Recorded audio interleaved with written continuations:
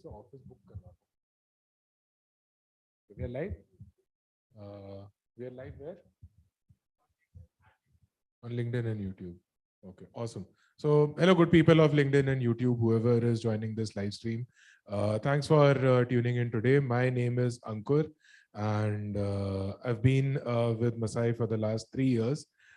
We at Masai are in the business of outcome-based education. And we've been running courses on full stack web development and data analytics for all of this time. Over the last 3 years, we've graduated more than 2,000 students, placed them across 800 plus companies at an average CTC of 7.5 lakhs per annum, with a placement percentage which is right now holding at 95, 96%. 96%. Today is a very, very special day. And we're going to talk a lot more about why is it special, why we are here.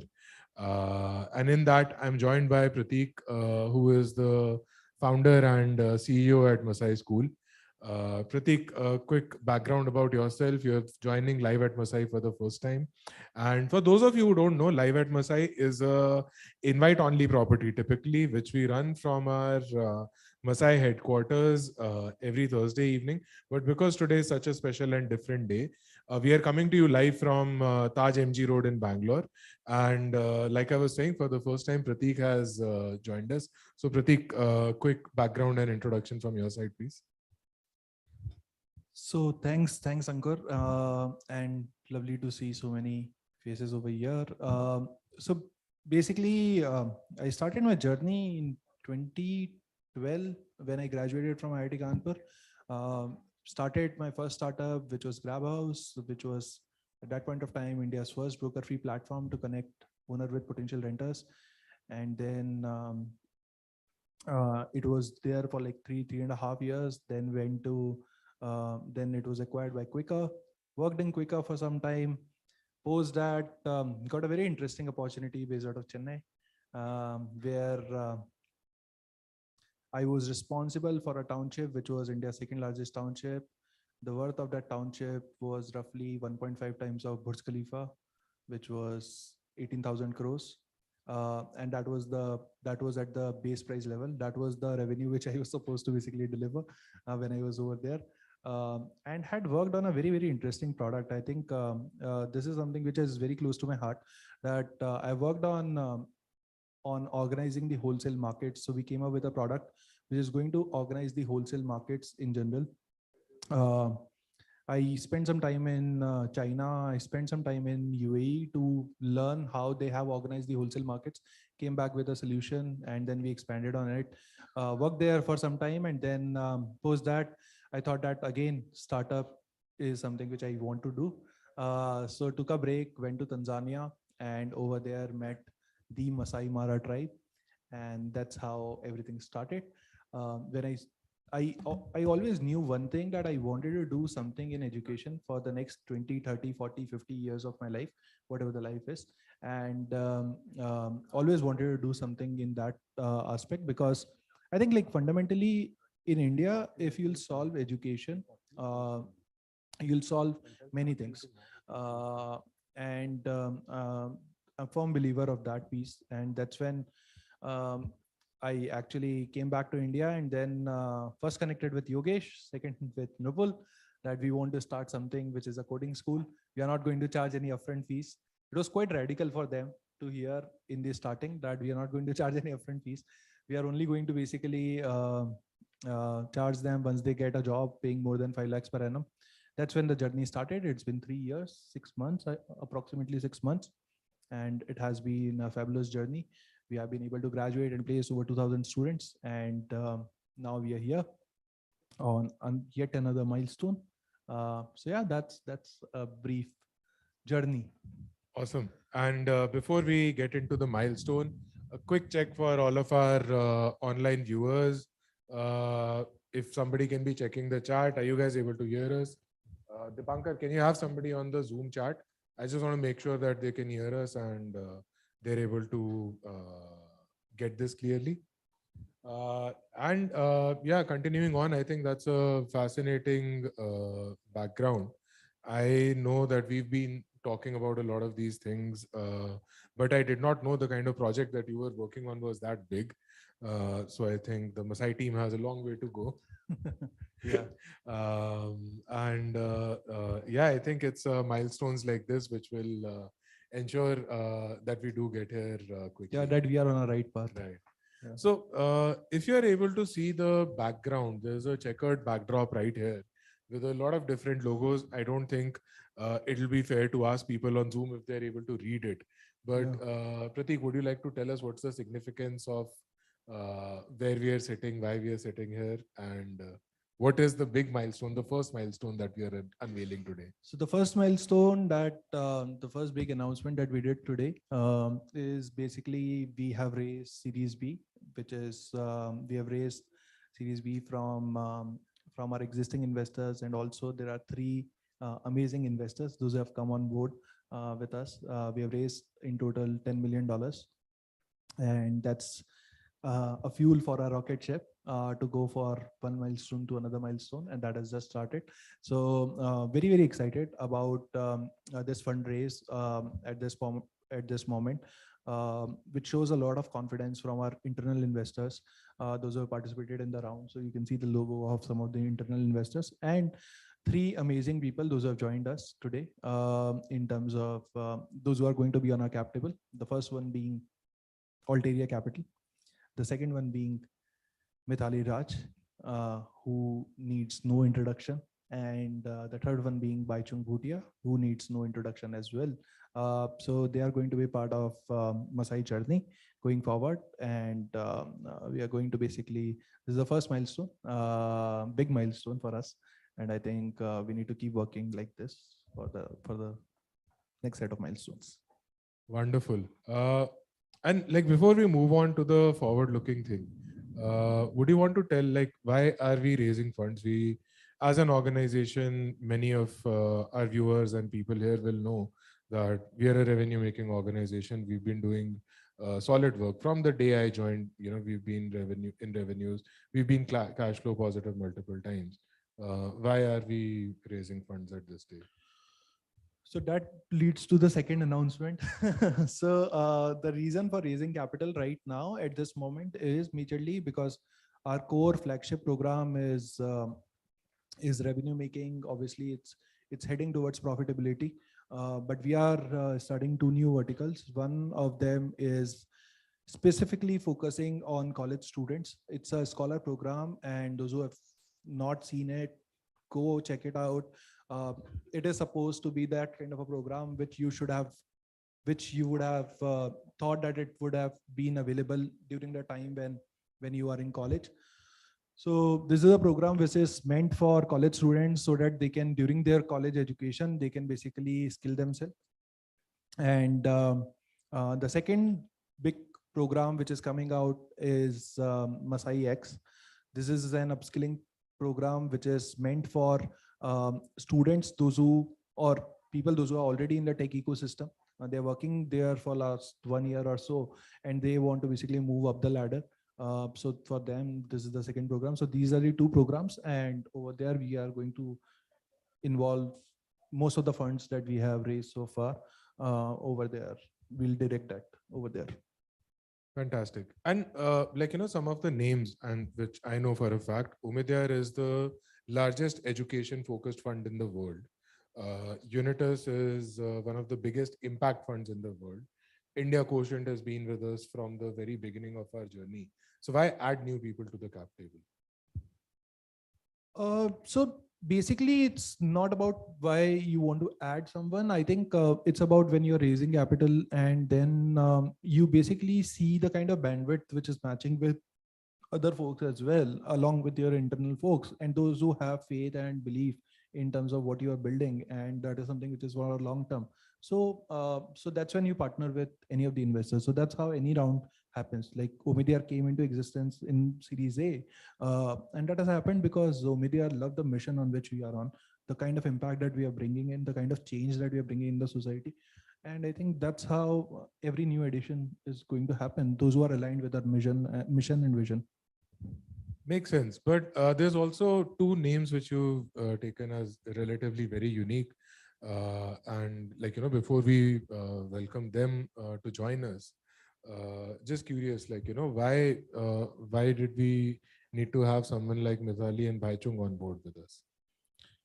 So that's a third piece of announcement that we should be doing. So basically, we always in Masai focuses on creating a level playing field for everyone. This entire model, which is outcome based education, is only because it exists only because we wanted to give that kind of a playing field for, if you come from any kind of background, you can basically make your mark in the industry and you can get started with your career. uh, but this is, and we have taken a lot of initiatives to basically make sure that our students, those who are from economic weaker section or from lower strata of the society, they will get that infrastructure challenges that can be solved. And there are many initiatives that we have taken in the past, but we have not done anything for our toppers.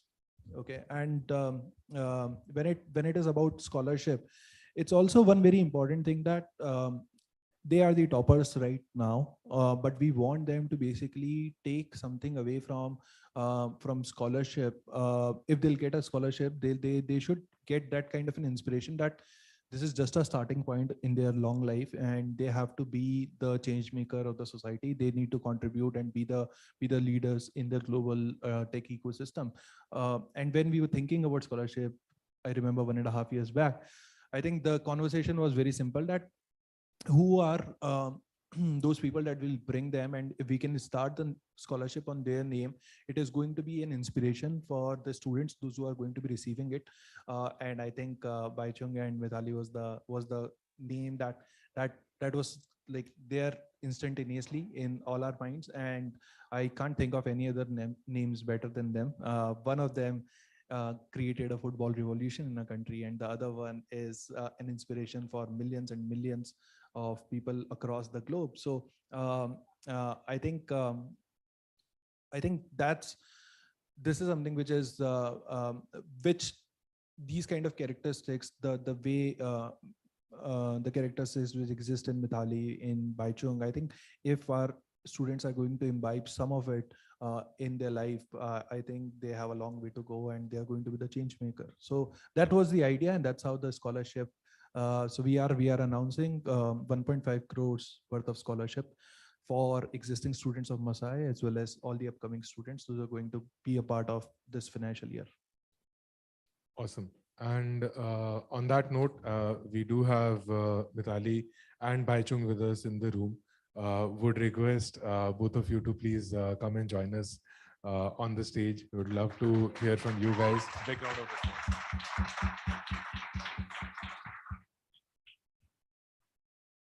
Thank you so much, Mithali and Bhaichung, for joining us. Just for a quick update to you guys, we are live streaming this to a few thousand of our students who are joining us from across the country on Zoom.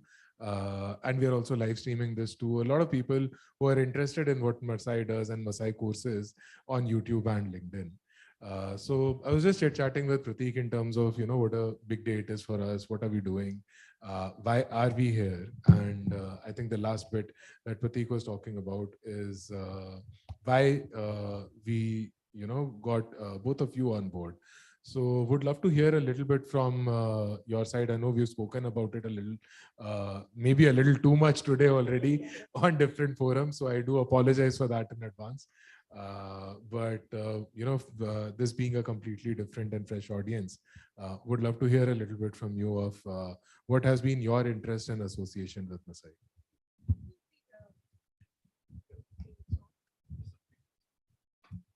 Hello. Yeah.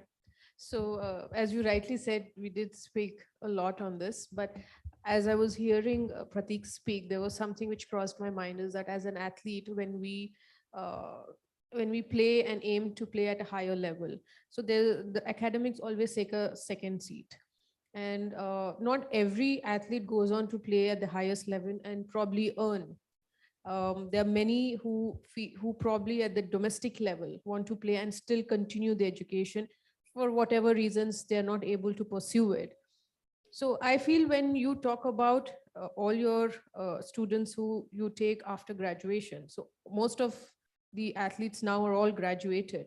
But tomorrow, if they want to change their field, they can always join Masai and probably develop a different skill here, and then go on to, into a different industry altogether, rather from sports. So it's not like you necessarily have to get into a college, or you have to go back to college and learn. But this is sort of a source where they can quickly jump in, learn the skill in few months, and they also will get placement.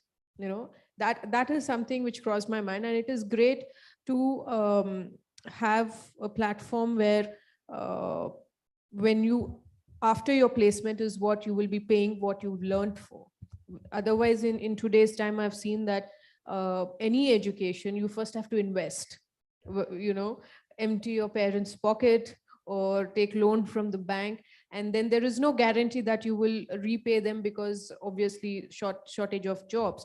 But here you learn the skill and you develop, you go beyond that, and then you when you get a placement, only where you're going to pay back to the institution. So I'm sure, if this concept is known to many, there are many people who will be very keen to get into Masai. Awesome. Thank you so much for that, Mithali. Bhaichung, would you like to add something? I think Mithali's obviously said everything, and I've been saying, I think the concept is wonderful for students to not pay any fees and also get entire knowledge guided by some experts, coaches in Masai, and the institution to get you a good job as well. And that's where I think it's a win-win situation for student and the institution. So I think it's a great opportunity, and I hope a lot of students would take interest, because I think now education system with pandemic, I think has been online, and I can see in future, I think a lot of kids would not want to go to school as well. They might want to do online, and already I think a lot of even schools through open school kind of forum and things like that. I think people have just moved into online education, but here is something which can also just not give you certificate, but gives you job. So right. And I think previously when we were talking about it, that concept is so alien in your respective fields. In sports, getting certificates, getting degrees to actually get somewhere. So it's wonderful to have both of you with us, and to build on top of what we've already been doing. For those of you who've not been able to catch, we have launched a scholarship, which is the Mithali Raj Scholarship for Women in Tech. This is specially to encourage women who aspire to be in fields of technology. Right now, we offer courses in web development and data analytics, applicable to both. Eventually, as we move along, add other courses, we'll probably extend to the same as well. And on the other side, we have the Bhaichung Bhutia Scholarship for Extracurricular Excellence. So again, then that's the idea. I think both of you briefly touched upon it. That a lot of people are interested in sports. They are interested to try something. But your field is also a kind which is easy to say winner takes all, right? Like so many people start off, but so few people make it. So then eventually what opportunities they have. So the Bhaichung Bhutia Scholarship for Extracurricular Excellence, right now focused for men, again applicable across both courses. Today in this room, we are joined by the first batch of recipients of the scholarship as well. And this is, I think, as of the moment we are talking, it should be live on our website. Yes, Prabha? So for those of you who are streaming in from all across the country, you can actually go to the website, you can look it up. There will be more details following on our website and our social media. And once you're applying for it, you can basically opt in for the same. So that's, a little bit about the scholarship. I do want to ask you guys a few questions. Like one of the things which I also just mentioned, that sports or winning in life can be considered to be such a winner takes all mindset, right? And for a sports person, they need to have that kind of a approach, that I need to be better than everybody else around me to really succeed, to make it to the top of my game. Both of you have done that, but both of you have also switched from those roles Bhaichung, you have experience of 10 years running your own academy there. Mithali, you've recently announced your retirement from playing, but then you have such an active role in the sport and towards this field. So, like, can you talk a little bit about that? How does that switch come in? How were you thinking while you were playing, and how do you look at it now? How would you encourage the youth of India now? Because life may not be a winner takes all game. See, when you start, obviously, when we start, our aim, our goal is very individual, that we want to be the best in the field. But gradually, when you start to play at the higher level and you have many people who idolize you or follow what you do, there is, a responsibility because you're an influence in the society.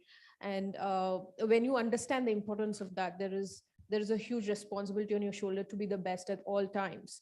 And and I think that, from that you can extract the fact that the goal is very different now. The goal is not limited to you. There's so many people who dream what you want to be, so you can be the change that you want to see in the sport. So I realized that, post the 2013 or 2017 World Cup, that, it's just not my dream of winning the World Cup or me performing.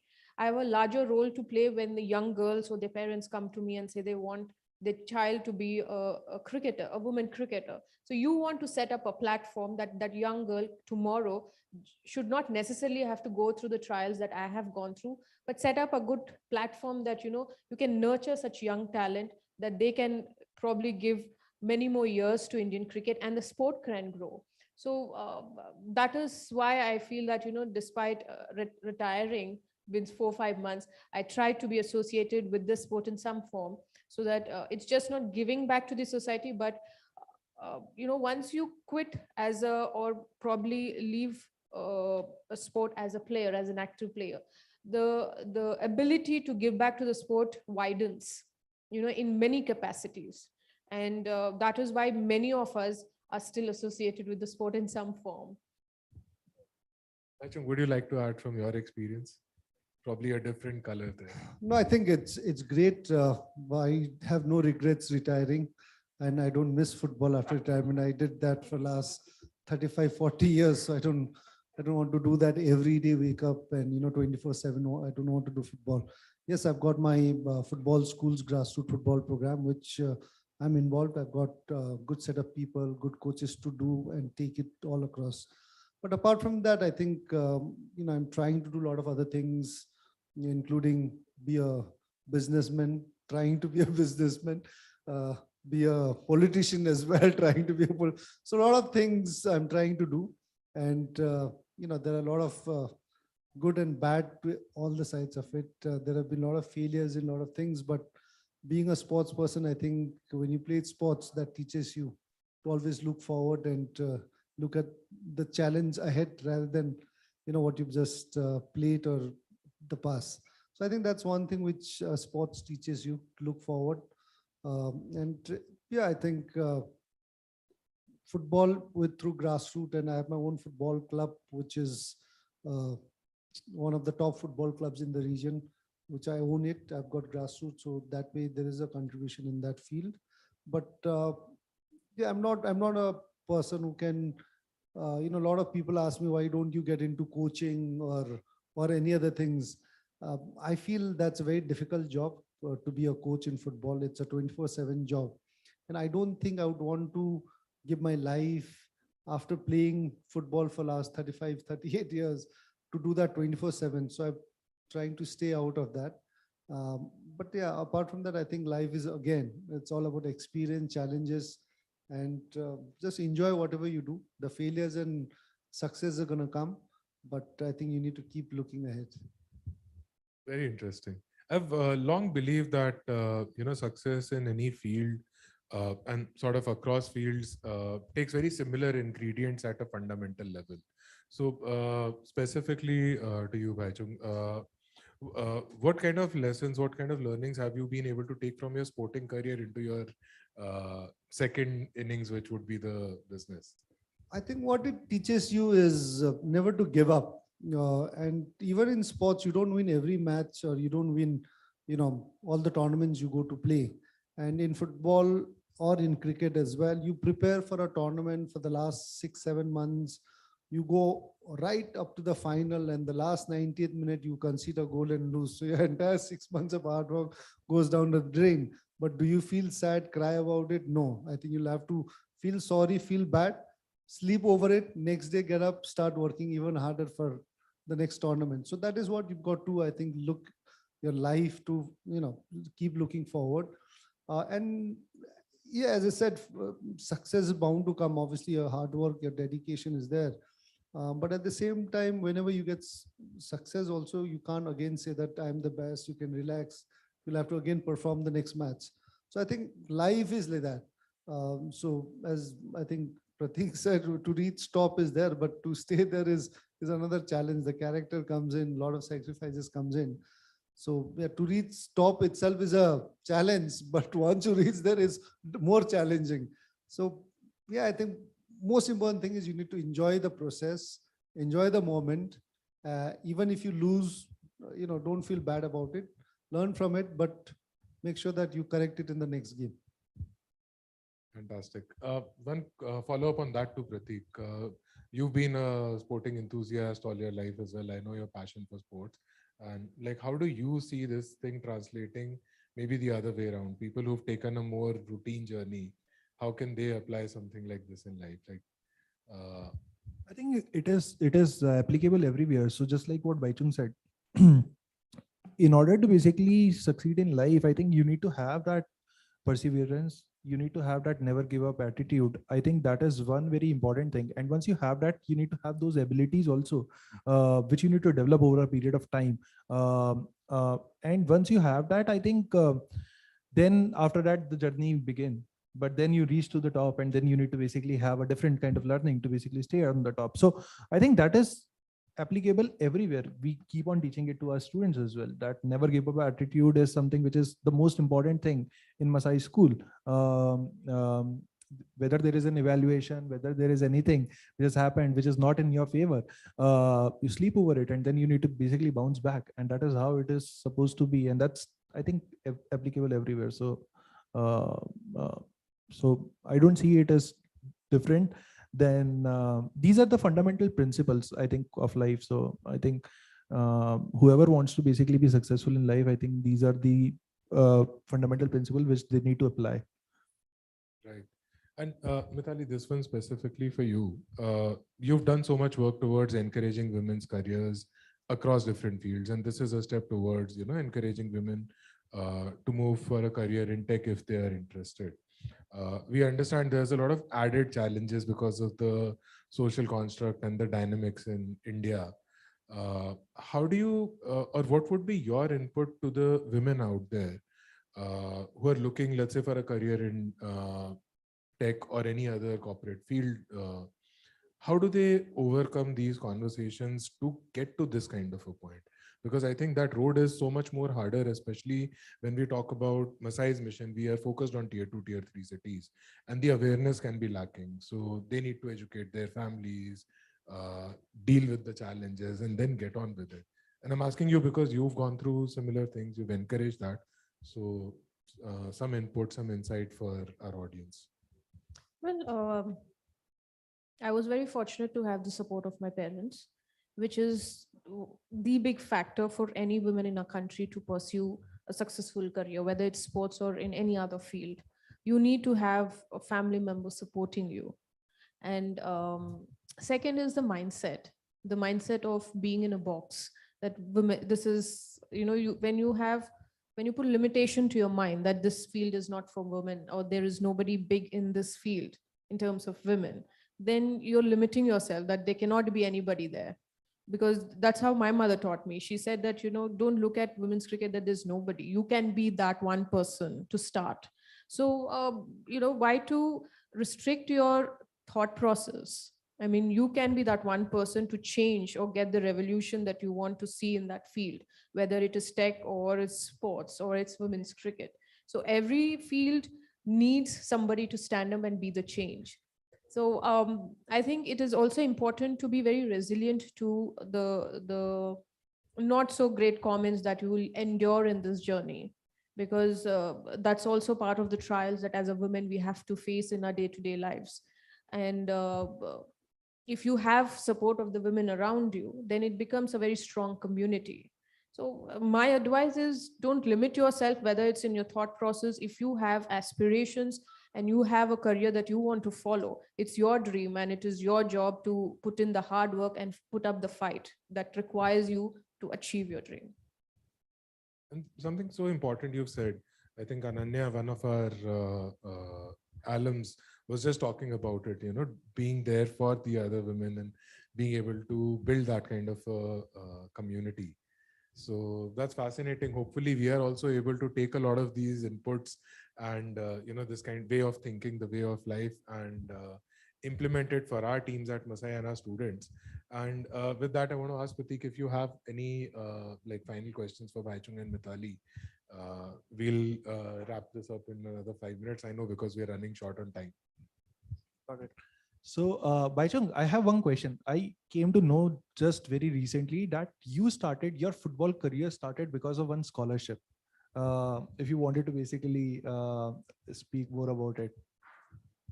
So yes, I think the scholarship factor was very important in my life, because that allowed me to play football, because my parents were also wanting me to do studies.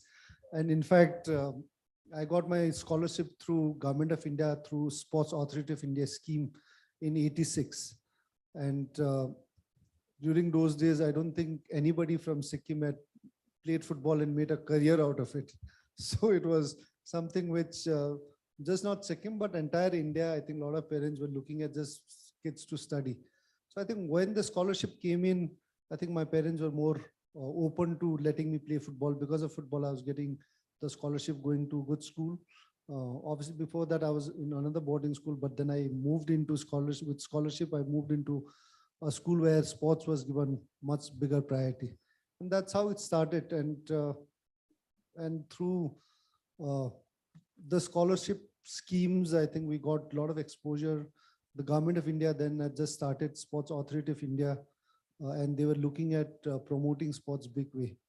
So that's sometimes I think you also got to fit into the time frame quite well, because they were giving scholarship to under 11 boys, and I was at the right age. After 2 years, that scholarship stopped. So I'm sure a lot of the players after me were talented as me or were under 11 never got that opportunity. So yeah, I think sometimes the luck factor also is there. But apart from that, your hard work, again, your passion has to be there. Mithali, so I have one question for you. I played under 14 district level, and I think the journey of everyone in our country at different level is very, very different. As in, going from a tier 3, tier 4 city to nationals is something which might be challenging for some. It's on the basis of talent, but obviously they don't get that kind of an infrastructure also in our country, in most of the places, as compared to the infrastructure that they get in metros.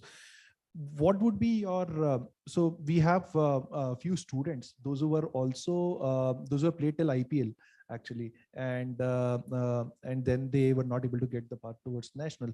What do you think that students or people, those who are in tier 2, tier 3, tier 4 cities have to do apart from their abilities and skill set, which they can do it over there itself? They can't basically move to the other cities. What they should do if they want to basically be a part of national team, or what should they do? Because everyone has goal, everyone has aspiration.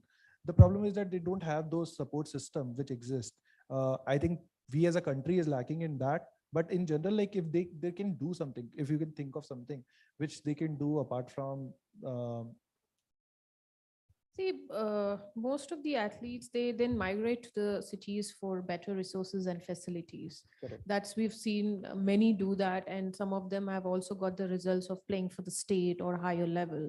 But not for everybody that could be conducive because of the financial thing. So I would say that, yeah, there are many people that I've come across saying that, I've played in the university level, I've played this level, but I've moved to a different field because there's been a lot of competition. So one has to be smart enough to understand that whether having talent is one thing, but to mold that talent to suit the higher level is completely very different talk. So whether you are access to that facilities, do you have it in you to repeatedly endure the failures, not of your performance but other aspects, and still make it up? Do you have the patience and do you have the years?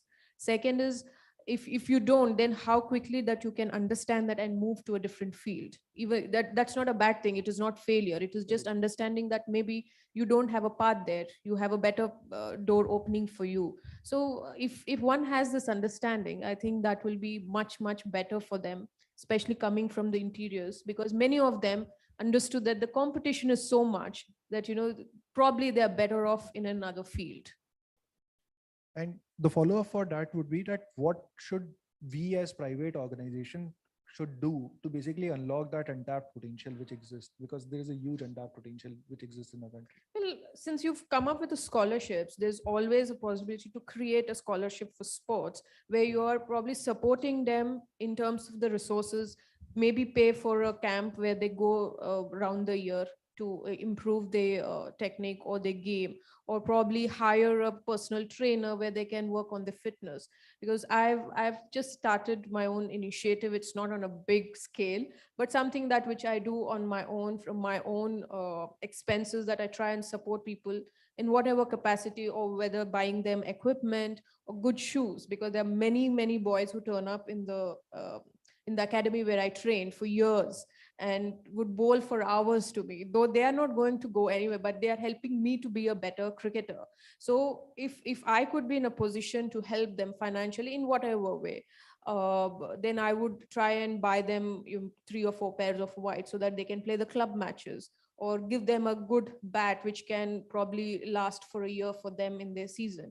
So it may not help them to play higher level, but at least the little the essence of the hard work has not gone in vain to create a cricketer, and she's helping them in return to enjoy the sport which they are so passionate about, whichever level you play. So that is just my thought. Maybe from the institution point of view, if you could start something like that, or on a little bigger scale, to help athletes, probably as much as you're finding out talent, the young talent, and then making them big and helping them for the placement, you can probably identify talent likewise in sports, and maybe they'll go on to play for state or IPL, who knows which level. But that is a need definitely for athletes who want to play big. They definitely need some support. Awesome. Yeah. Fantastic. I think some really amazing messages there, and it's enlightening for me to hear both your thoughts, the initiatives that you guys are taking.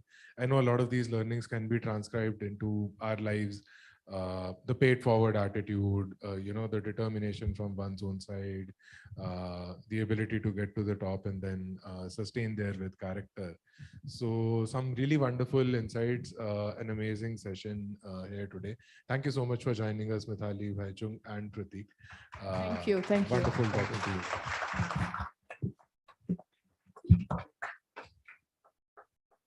Just take a picture here and then.